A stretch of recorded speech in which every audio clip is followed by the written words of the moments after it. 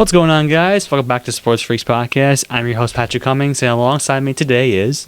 Mike Marshall. Dominic Penna. All right, so the NFL season is, let's just face it, just right around the corner. Under 50 days left till kickoff. And we're here to talk about the Chicago Bears and a little bit of Mike Marshall's Steelers here. But first, we're going to start with our Bears, since this is a Chicago sports main podcast. Recently, the Bears did sign Caleb Williams to a 4-year, $39.5 million deal, and Roman Dunze to a 4-year, $22.7 million deal. I'll start with you, DP. What do we think? There's not really much to think about this. I mean, it's a standard rookie contract. I've seen a lot of posts saying, why are we paying this guy so much? He hasn't even played. It's inflation. As years go up, the rookie gets paid more. Number one overall pick gets paid more. I mean, Roman Dunze's is pretty average. I think it's $4 million a year. Caleb's is about $7, $8 million a year.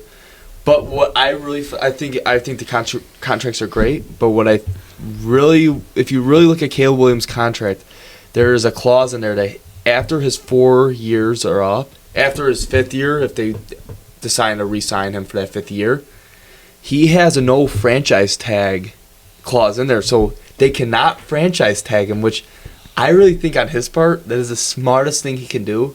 They cannot franchise tag him. And on the Bears' part, what do you have to lose? I mean, you have had some really bad quarterbacks.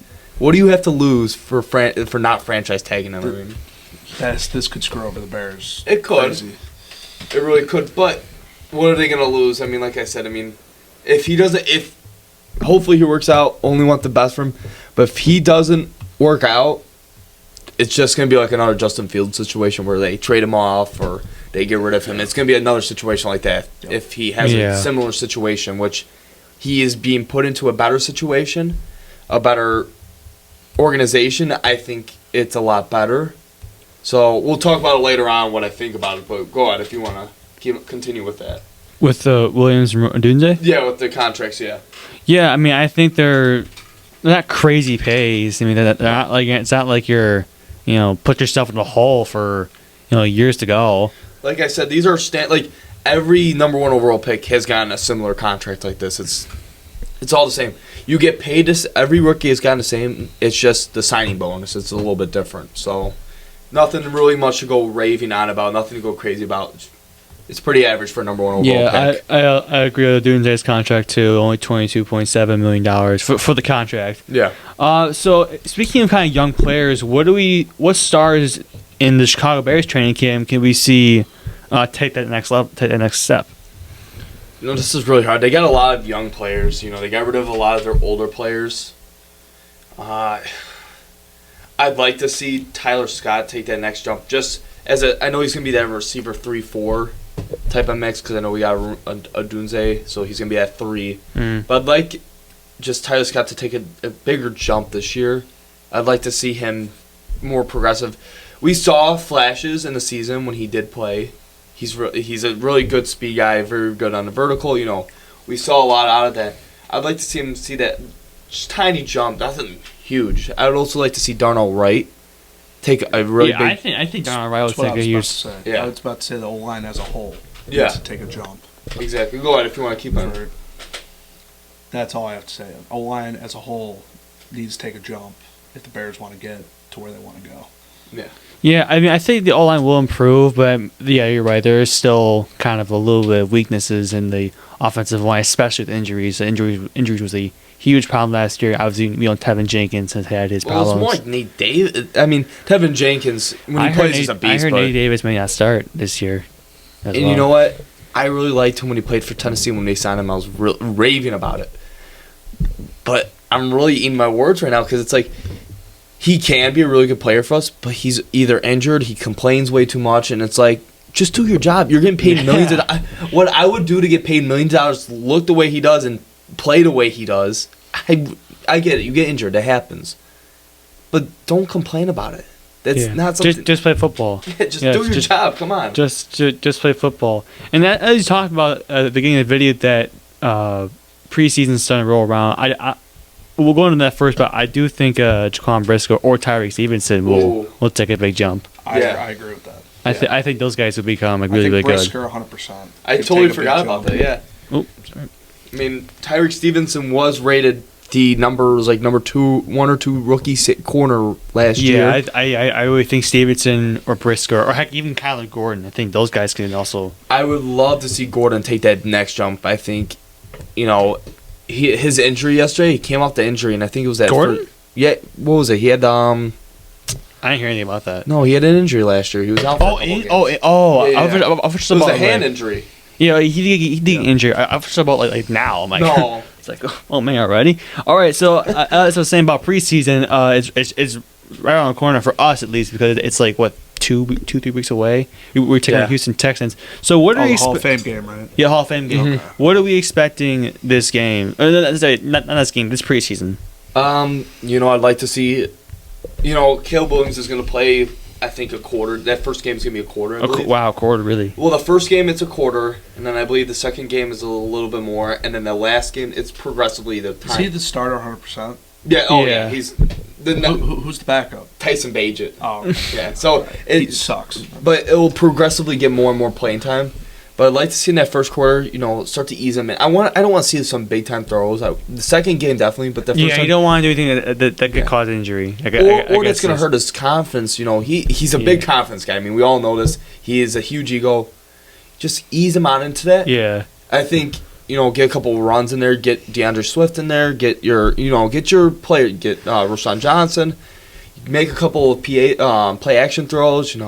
Really get him going. He's got a lot of like hype around him right now too. He's got like he's that Patrick Mahomes type of hype, I should say. And I think that's why we should ease him in there, because if you don't ease him into that, he's just gonna crumble. He's gonna crumble, and I feel like that's a lot what's been with a lot of our quarterbacks. Well, it's been kind of a lot for the first. You go ahead. No, I don't think Mahomes had a lot of hype at first. No, when he got. Oh yeah, he was. Who was drafted first overall year? Watson?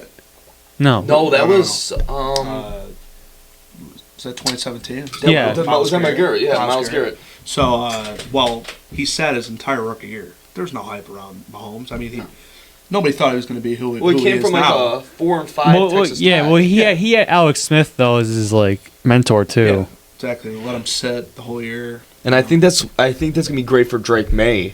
Talking about like rookies. Well, thing about that, Jacoby Brissett is a very good mentor. I don't think he's not star caliber, but he's a good mentor. It's like Alex Smith. Alex Smith was a terrible quarterback. He was a good quarterback. Alex Smith. Oh yeah, on. On the Chiefs, yeah. But he was the better thing was he was a very good mentor for Mahomes. That got a year under his belt, and that's why I kind of think I don't think May's going to be anything close to that, but I think he will progress nicely because he is sitting behind a seasoned veteran, knows what he's doing, has been in the Pats system for a while. He's been bouncing in and out. I think that he's going to develop into, I'm not going to say a great quarterback. Drake May, right? Yeah, I think he's going to develop into a nice quarterback. I think he'll eventually start this year 100%. Maybe Later after in, the third week. Yeah, something like that. Something like that. Or he could just win the job in training camp because Jacoby Brissett is just that bad. Well, they said John Mayo has said that he'd be very comfortable with starting. Okay, yeah. Then I mean, even believe that because we line. all know that Patriots have absolutely nobody. Yeah. So I think they wouldn't be mad if they did have a down year, have him sit for the year, not to get injured, learn a lot, get the first or second overall pick, 100%. Yes. and then they can draft a receiver, someone big. Mm-hmm. Yeah, you were saying on like when you and Marcos were doing the schedule predictions that you said that could be the game the Bears head into against the Patriots and they might lose to. I disagree. I think it's gonna be the Cardinals one. I think that's on the road. Mm-hmm. If Murray and Harrison Jr. are buzzing. Did I say the Pats one? Did I say that? Yeah, that'll be the game where we went into thinking, oh yeah, we're gonna win and we lose. That's gonna be tough because I think we're definitely gonna go in there with a lot of confidence. Mm. But the thing with the Bears, it's like we get so much confidence on a win. We're gonna win that game, and then boom, something happens where we somehow lose, or I mean, it's the Eberflus effect. We'll get into the Eberflus. I don't think we'll get into it, but I don't think Eberflus is as bad as he people think. I guess that 0-4 start. All right, let's just get into it now, because while we're on it, I mean, first let's get into the defense, because the defense has been kind of like not really talked about with the Bears. It's been all offense, like it's been Keenan Allen, DJ Moore, and Roman Dunes. How's Caleb Williams gonna do? I want to see people talk about the defense. It was a very, very good defense last year. second half, and I think Matt Eberflus's defense, when you watched him on the Colts, he was a very good defensive coordinator. Yeah. He was good. He was a very good defensive coordinator for them. When he has a superstar or a star player. Yeah. Because he bases that defense around someone who's going to make plays that's going to distract everything else behind him. And when we got Montez Sweat, who on the Commanders, he was pretty good. I mean, he led them in sacks. He had 6.5 sacks, I forgot, whatever it was. But he finally got that star player. He had Jalen Johnson, whatever, but he needs someone on that D-line to cause pressure. We had nobody causing pressure back there. We had who did we have in the Matt Eberflus defense? I mean, we did have the linebackers with Jermaine Edmonds and T.J. Edwards. But those are only linebackers, and they're coverage. Those are cover guys. Yeah, I mean, T.J. Edwards is our edge guy, but there's so much an edge can do if your name is not T.J. Watt. Yeah. I mean, there's so much you can do. T.J. Watt can do both. Exactly. There's and not we both can agree with that. Is T.J. Watt is something special. I mean, Micah Parsons can do that too. Oh yeah, Micah Parsons. Yeah. There's a lot of edge rushers out there. There are outside linebacker edges that are very special in today's game. But me and him both agree, him being a Pittsburgh fan and me being a Chicago fan, that T.J. Watt is a very special player. So best edge rusher in the league. But speaking about the defense, I think bringing on that star player really helped out Eberflus. And I really think it's going to stay that way. I don't think it's going to be it was a top 10 defense. It was top 3 in interceptions. I think it was also the best running defense as well, I believe. That really surprised me last year. Exactly. In the second half when they went on that run of 3 or 4 game win streak. Yeah. They're holding teams to 20 points. They turned it around. I was surprised. I mean, all we need to do is win that Cleveland they're also. game. I mean, you gotta look at the teams they faced. Out, they weren't really facing like the quarterbacks, like the Raiders. Well, the command. I mean, other than Jared Goff, though, I get the win against the Lions, I guess. But Jared Goff is a solid quarterback. Oh no. I'm saying that most of the wins that they got this year have not been against good teams. That is true, but we were also in a lot of games. I mean, like the Buccaneers game. If we had defense, to stop. I mean, if Justin Fields never threw that pick right by the goal line, and then at the end he had a chance to even come back. I mean, that's why I said Fields is a bad quarterback, but a good player. Yeah, I mean, we'll get into it when we talk about the Steelers. But me and him were talking about it earlier that, do we even bring? I mean, we were talking about Lamar even. I think he is a bad quarterback. Just a really good player. I think he's a great player. I think he's a great player. I think that second MVP. I think he is a bad quarterback. Yeah. I mean, look at both of the MVP seasons. Yeah. He had 3,000 yards, which his first one I'm not going to take away. He had 3,000 yards and 1,000 yards of rushing, which I'm not going to take away. That was great. His second one was fraud. It was a fraud. Christian McCaffrey or Josh Allen should have won that, and I think CMC should have won. Well, the first one he broke Michael Vick's record, right? Yeah, the exactly. Record. That's cool. The first time. Yeah. It was a running back who won the second one last year. The second when he won it the second time, I was really mad about that. Christian McCaffrey should have won it, but it's turning more into a quarterback-led award. And if that was the case, Josh Allen had way better stats across the board, was a lot better. He had a few more interceptions, but he was a lot better overall. So, it's like Fields, like we were just talking. Yeah. Fields is not the greatest quarterback, but he is a very good player. He's able to make things happen, and he's able to use his legs to make things happen. But switching from defense to offense, as we go to one of the questions here, what can we expect from the new offensive coordinator for the Bears, Shane Waldron? Well, do you want to take this Former Seattle Seahawks. I think he's great. Really? I think it's a very good hire. I heard kind of both. I don't like the signing, and then people say this is a good signing. Geno Smith became a good quarterback. because of him. What was it because of him, or what was it? What's the name of the Panthers offense? Is it the offense coordinator or head coach, whoever? He went to Seattle, and Geno Smith had his revival. Then he went to the Buccaneers. Baker had his revival. Then he goes to. That's why I have a lot of faith in Bryce, because you see this coach has a path of reviving quarterbacks' careers. Waldron or just No. I forgot what the coach's name is. It's blank in my mind right now. There's a coach that was under. It was a coach that coached. You know what I'm talking. It was in Seattle Buccaneers, and then now he's in the Panthers system. So I really think that now there's definitely a thing. But Shane Waldron, I am very big with. He runs a very heavy two tight end set that I really like and I really enjoy, because we have 2 tight ends right now who are starter caliber. Cole Kmet, which I absolutely love, and then Gerald Everett, which he's a dog. That guy he's great. I mean, with the Chargers, he was a very big red zone threat, and he's just a very good overall complete tight end. So I think our team is going to be very. I think he completed our offense. If Caleb Williams does what he is projected to do, I think our offense is going to be very good because of Shane Waldron's system. Okay, I obviously better than Luke Getsy's system. Oh, Luke, the Raiders are going to... That's the stupidest thing I've ever seen. That was so bad. All right, so we were just talking about coaching with Waldron. Now I head to the big coach, Matt Eberflus, and you were saying he should have been fired. 100%. Really? See, go ahead. Give yours. Yeah. The Bears, I wanted them to get Harbaugh. Okay. I'm Steelers fan first, Bears fan second. I root for the Bears most of the time. Now, I wanted them to get Harbaugh. I think Harbaugh's a great coach.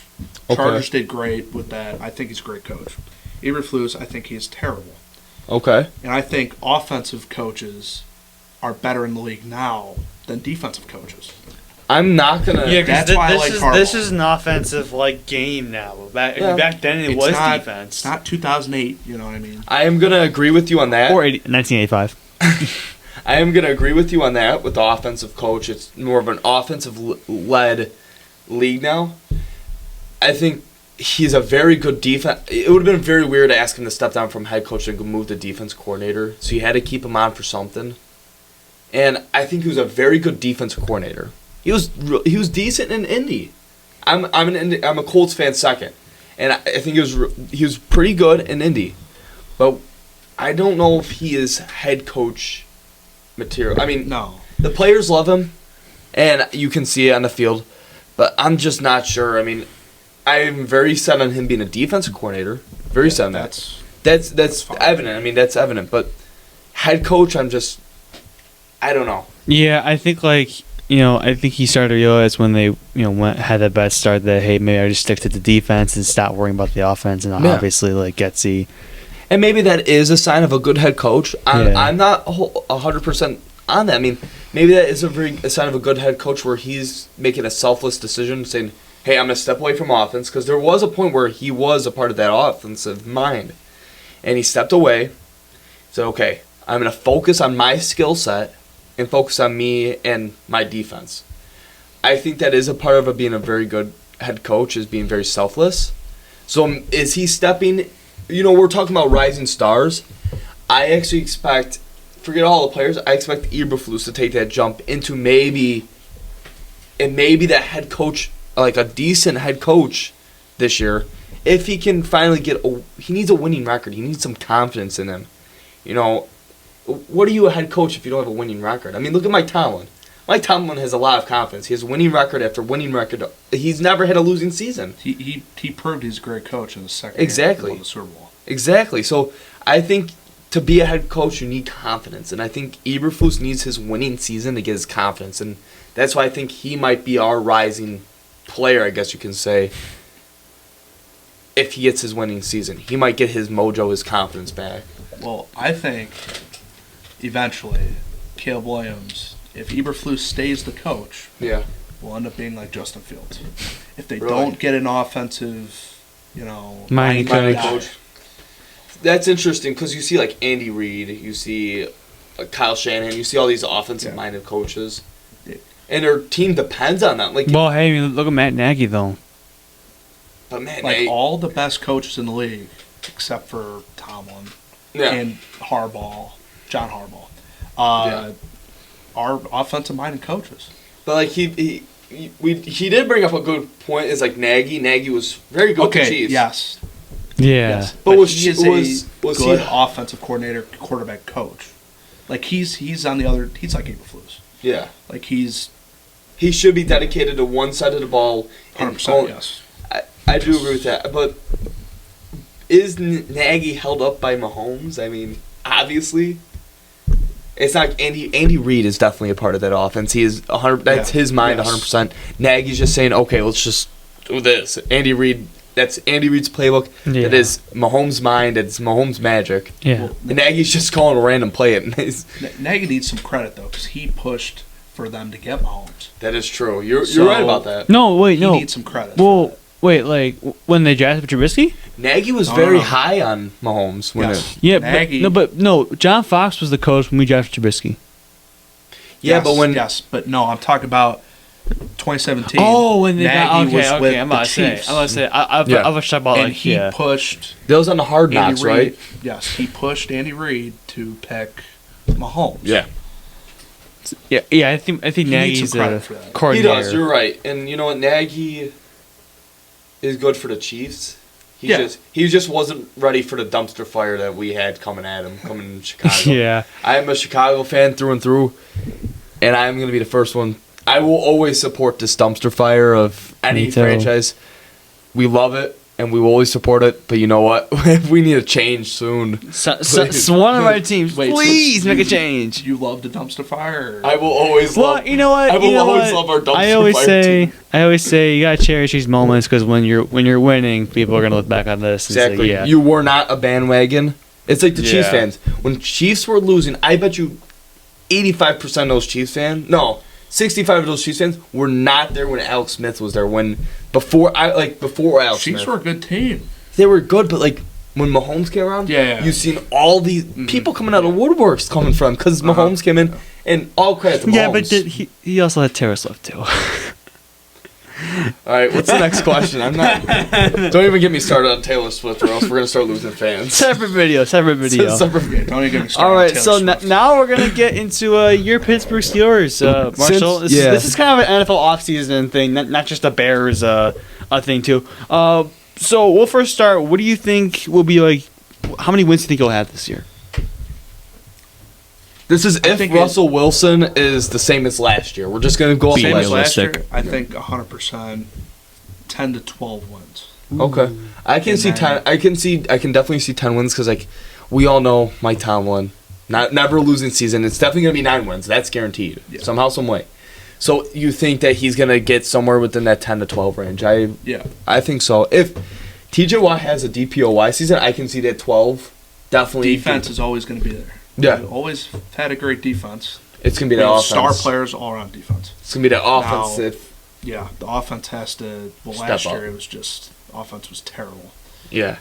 If the offense is somewhat decent, I think we win 11 to 12 games. Well, I'm going to switch it up a little bit on you here, but let's talk about that offense. You have Arthur Smith now as the offense coordinator. Now, is he the head coach or no? He's the offense coordinator. Okay, I'm about to say. I wanted Shane Waldron, and you guys got him. So, but what do you think about that? I mean, see, the thing was, I was like, oh, he was terrible with the Falcons, but you look at how he was with Tennessee. He's offense coordinator for Tennessee. Now, Derrick Henry. Why can't Najee Harris and Jalen Warren be, but why, somewhat of... But why didn't you see that with Bijan, then? Derrick Henry. My only problem is why didn't you... Bijan has a lot of talent. Why didn't he utilize Bijan like he did with Derrick Henry? I mean, it's two different separate skill sets. But I think if he just has an ounce of his talent, comes in... Then you guys will be a great team. But if he starts calling like, you know who... Then, I don't know. We'll have to see. It's definitely going to be interesting. I've heard a lot of stuff that all the players in the offense love the offense that he's showing them. That's good. So, I don't know. We're going to have to see. A lot of questions, Arthur Smith. But speaking of the offense with the Steelers, do we think George Pickens will take a bigger leap this year? 100%. I think there's no question with that. Yeah, but what is that bigger stop? room. Do we think it's more red zone targets? Do we think it's more yards? Do we think it's more targets in general? Touchdowns? Well, he's the undisputed number one. We traded Deontay Johnson. Mm-hmm. So wait, who's the four receivers right now? Who's your 1, 2, 3, and 4? Well, number 1, Pickens. Yeah. 2, Roman Wilson. Okay, that is just unless we get Brandon Ayuk, that's a separate topic we have. So what if?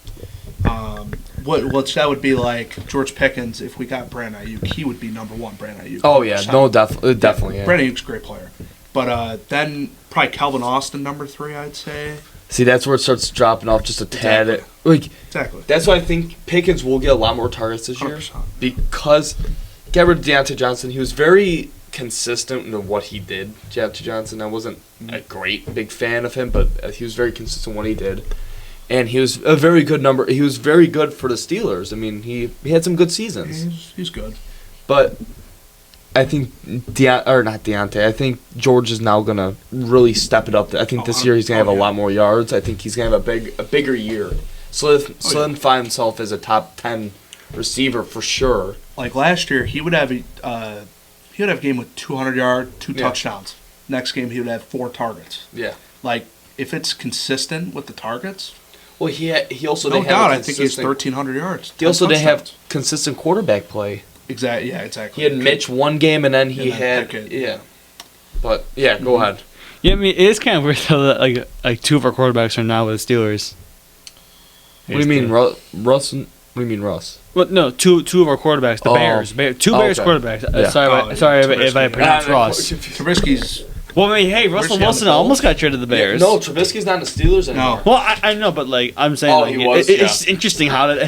That does happen, yeah. But speaking of quarterbacks, who do you think will get the starting job, Wilson or Wilson? 100%. Okay. He'll start the season. I think he'll keep the job for the entire season because I think he will be decent enough to where we are a good team. And okay. I think it's gonna be interesting. Like, I believe Steelers are gonna be an interesting team this year. Oh yeah, especially for Bears fans. Like it's gonna be like, hey, like this is used to be our quarterback, and we had a lot of expectation for him. How is he gonna do with a new team? I think Fields. Every time we get in the red zone, he's a threat. Oh yeah, because he can. Like every time we get in the red zone, we're on the 10-yard line.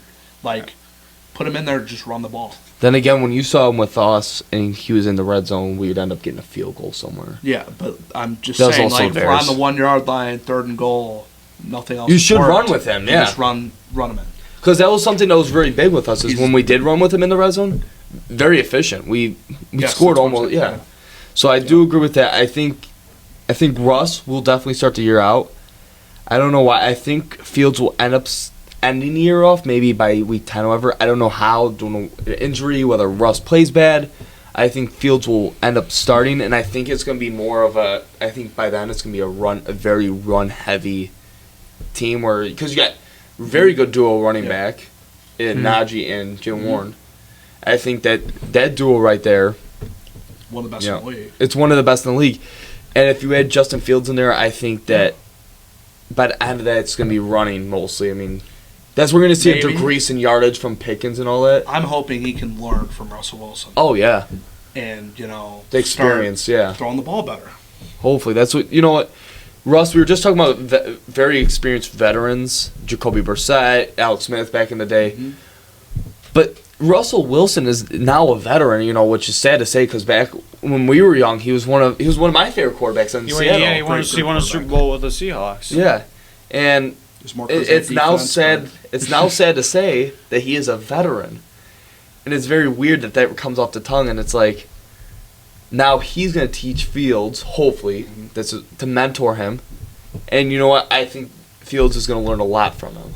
Yep, I agree 100%. All right, now we're going to go to the running back room for the Pittsburgh Steelers. Do we think Najee Harris and Jalen Warren are the best running back duo in the entire NFL? I think they're top 3 certified. I mean, who else do we think's up there? Would you say the Packers with Josh Jacobs and AJ Dillon? I love AJ or the Browns. Dillon. Browns also have a even that. Browns is good. I mean, even though you're a Steelers fan, Browns is good. Browns good. Nick Chubb and and Hunt. Is Kareem Hunt still on the team? I think he is. I think he. Well, look it up. See if he's still on the team. Yeah, Kareem Hunt. I remember when he was on the team at one point. It was him and Kareem Hunt, but like he's been there for the last couple of years. I would definitely say as a Bears fan, I would definitely say the Packers are up there. he's a free agent. Okay, so he's not with them. Okay. So I wouldn't. I mean, you could put the 49ers up there. I mean, if you're Elijah really Mitchell. that, Well, that's just CMC then. That's just CMC. Yeah, I mean, but Elijah Mitchell and CMC. Elijah Mitchell being very underrated. This is. I mean, I'm not gonna say for the Bears, but it's like, do you think the Bears could also have like a? Not top three, but DeAndre Swift and Roshan Johnson. We got to see how Swift plays in the Bears offense. I would love to, but we don't know what Swift's gonna. I would love to say it, but can't right now. No, I don't can't think either. Roshan's going to get enough touches to be in that conversation. No. Jalen Warren and Najee are almost identical because of how good Warren was last year. That's why I think that they are the best duo in the league right now. Yeah. Because right now, I mean, the Bears. You also got to remember you also got Khalil Herbert, which when he did play, he played good. I mean, so it's more of a trio for them. But we don't know how DeAndre Swift's going to play. Yeah. So we can't really say they're the best. I would say it's definitely Pittsburgh, Packers. That pains me to say, but A.J. Dillon's a decent number 2, as much as some of the Packers fans hate to say it, but I really appreciate A.J. Dillon. I definitely put A.J. Dillon that duo number 2. Mm-hmm. Who else is out there? I mean, in terms of duo, I mean, you got to put 49ers because CMC is just alone himself a great back. Yeah. And Elijah Mitchell, very underrated when he gets in there. Very good. Yeah. I think that's like all I can think of right now, like great running back duos. Cause, I don't know. I mean, Chargers, Gus Edwards, and what's his face is still on there. Gus Edwards. Yeah, Gus Edwards is on. I think he was still on the Ravens. He was, and then. No, I know. Yeah.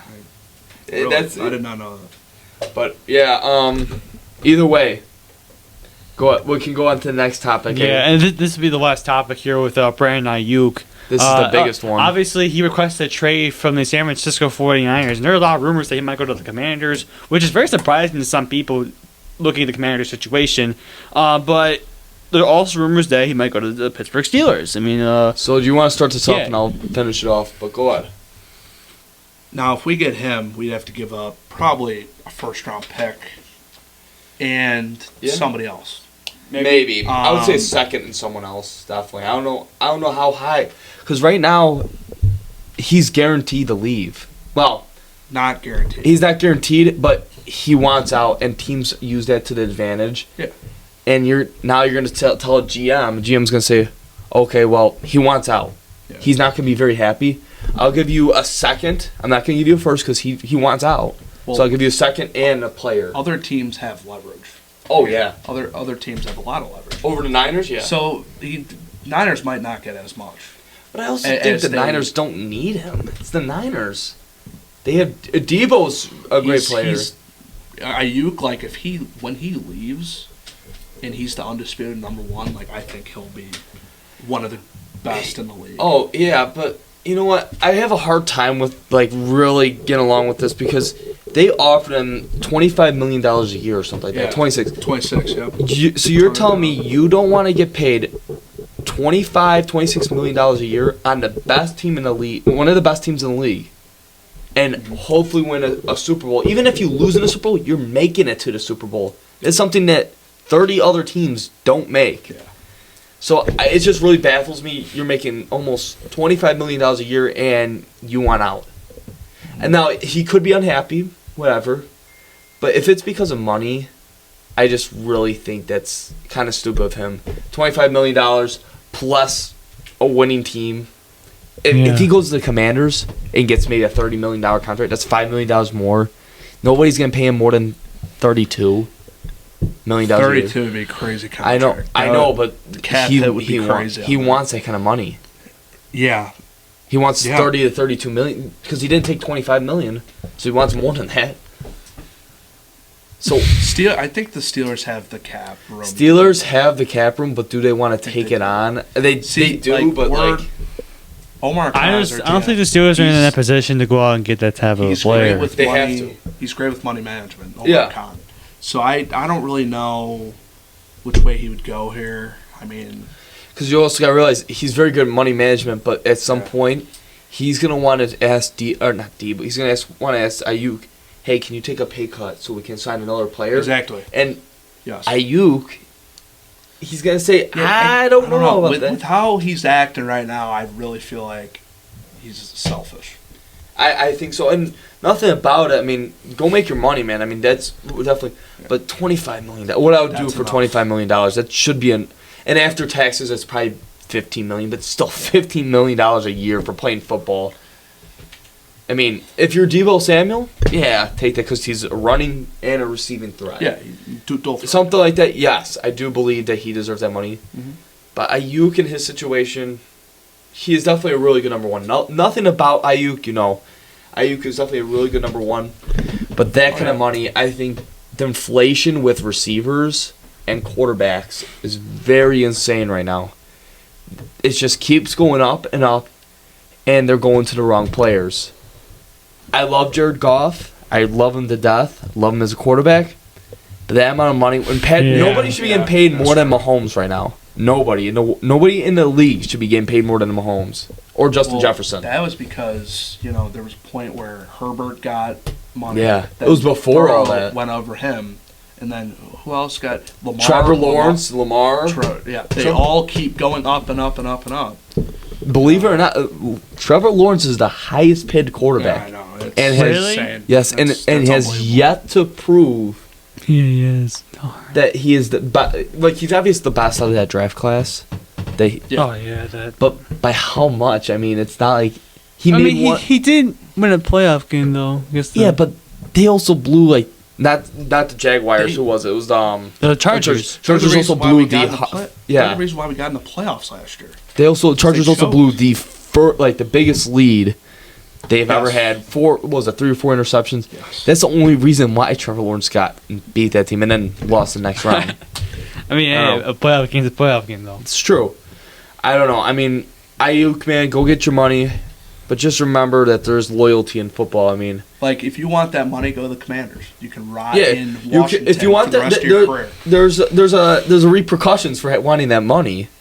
You want that money. Now it takes a big hit on that cap. And now the Commanders aren't going to be good unless Jane Daniels works out. Yeah. But I don't think they're going to be good. I would definitely like to see that Jane Daniels and Ayuk. I'd like to see that tandem work. But the defense, very real possibility that Jane Daniels ends up being Fields. Or, I hate to say another RG3. Yes. And not just saying because he is at the Commanders, but he plays in a very similar way, runs without any repercussions. He just runs into people. Gets hit a lot, yeah. Yep. But he's a very good quarterback when he's healthy. I mean, we saw it at LSU. He was very good. But you know what? Ayuk, like I said, go make your money, but there's repercussions. You want to take that cap hit on your team, go ahead. But you want $25 million on a winning team, then. Yeah, I agree. All right, guys, that is it for episode 17 of this podcast. This has been a quiet journey, and this has been our longest podcast of 38 minutes. Wow. This will be a very long video to edit, and we'll see you guys in the next one. We're going to be making more Bears videos, by the way. But, we'll see you guys in the next one. See you, everyone.